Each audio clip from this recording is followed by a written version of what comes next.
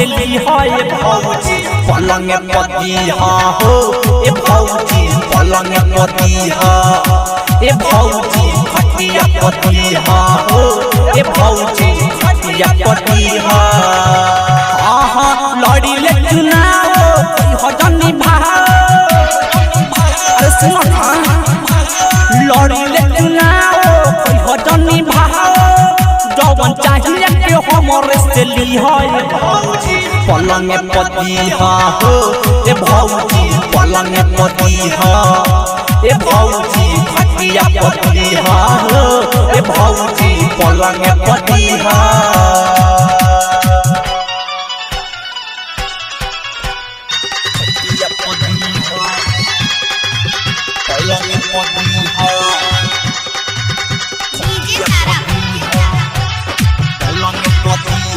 हर साल दोसरा के देवेलू मौका हमरो के दे दोना देह धोखा अरे विश्वास करी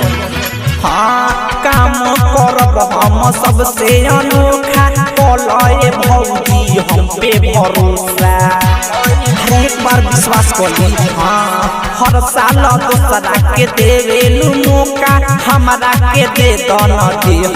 धोखा काम करब हम सबसे अनोखा कलए भौजी हम पे भरोसा बात तोहरे प्रयासा करो न निराशा अरे विश्वास करी ना बात तोहरे प्रयासा करो न निराशा सुख जिंदगी के खुशी में जी है भौजी पलंग पतिहा हो ए भौजी पलंग पतिहा ए भौजी खटिया पतिहा हो ए भौजी पलंग पतिहा खटिया पतिहा पलंग पतिहा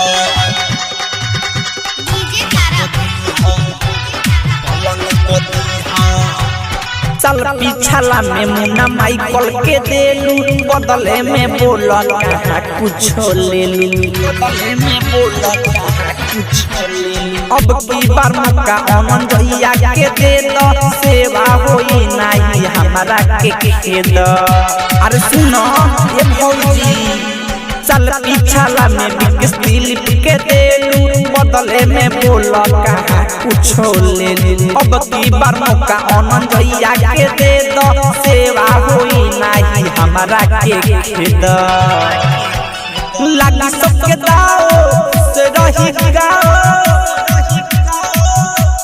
हाँ लगी सबके दाओ से रही गाओ